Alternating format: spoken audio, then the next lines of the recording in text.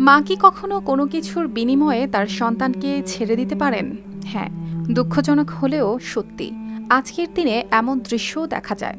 যে বয়সে শিশুর মায়ের শাল দুধ খাওয়ার কথা, সেই বয়সেই ফিডারের মুখে চুমুক দিচ্ছে ছোট্ট জান্নাত। জন্মের মাত্র ১০ মিনিট পরই মায়ের বুক থেকে বঞ্চিত হলো ফুটফুটে তাসফিয়া জান্নাত তাবাস্সুম। শিশুটির নিষ্পাপ চাহনিও আটকাতে পারেনি সেই নির্মম সিদ্ধান্তকে। ২৮ আগস্ট বিকেলে নওগাঁর মান্দা উপজেলার তেঁতুলিয়া মডেল ইউনিয়ন স্বাস্থ্য কেন্দ্রে জন্ম নেয় ফুটফুটে কন্যা শিশু তাসফিয়া জান্নাত তাবাস্সুম। বাবা তৌহিদ তখন চিকিৎসকের দেওয়া ঔষধ কিনতে বাইরে গিয়েছিলেন, আর ঠিক সেই মুহূর্তেই ঘটে অপ্রত্যাশিত ঘটনা। আমার চাওয়া হচ্ছে এখন সে হয়তো বা বাচ্চা নিবে, না হলে একটা বিচারের মাধ্যমে বসে আমাকে ডিভোর্স দিয়ে সে চলে যায়, আমি বাচ্চা নিয়ে নেব। জন্মের পরপরই মা সাথী খাতুন নিজের মা জ্যোৎস্না বেগমকে সঙ্গে নিয়ে স্যালাইনও না খুলে হাসপাতাল থেকে পালিয়ে যান। নবজাতককে তুলে দেন দাদির হাতে। পরে ফোনে স্পষ্ট জানিয়ে দেন সন্তান নেবেন না, স্বামীর সংসারও আর করবেন না। যে বাচ্চা ভালো থাকবে, রক্ত লাগবে, রক্ত শর্ট, এই খরচও দিছে। দেওয়ার পরে তো প্রেগনেন্ট ভালোভাবেই ছিল। ক্লিনিকে নিয়ে আসে, বাচ্চা হবে খবর দিছে, এরা গেছে, যায় তো বাচ্চা হওয়ার পর নারী কাটার সঙ্গে সঙ্গে বাচ্চা দিয়ে কেছে আমি যার বাচ্চা সেই লেখ আমরা লিব না। এই তো চলে গেছে বাবা। বর্তমানে ছোট্ট জান্নাত আশ্রয় পেয়েছে দাদির বুকে। মহাদেবপুর উপজেলার আশ্রয়ন প্রকল্পের ছোট্ট ঘরে নাতনিকে আগলে রেখেছেন তিনি। আমার ছেলের বউ বলে যে আমি কষি মা তোর হাত পা ধুই বাবা, শালটা লিয়ে যাও বাবা, আমি তো কাম করে খাই, গরিব মানুষ, এই বাচ্চা লিয়ে যা, আমি কি করে মানুষ করবো বাবা, মায়ের দুধ ছাড়া কি শাল মানুষ করা যায়?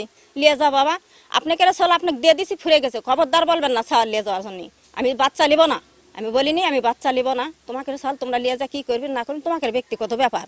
সাথী খাতুন পরে জানিয়েছেন তিনি নাকি এই সন্তান জন্ম দিতে সম্মত ছিলেন না। অভিযোগ করেছেন গর্ভকালীন সময়েও স্বামীর হাতে শারীরিক ও মানসিক নির্যাতনের শিকার হয়েছেন। আমাকে ভালো লাগেনি, আমার স্বামীর আমার ভালো লাগেনি, তার সন্তান কেন আমার ভালো লাগবে?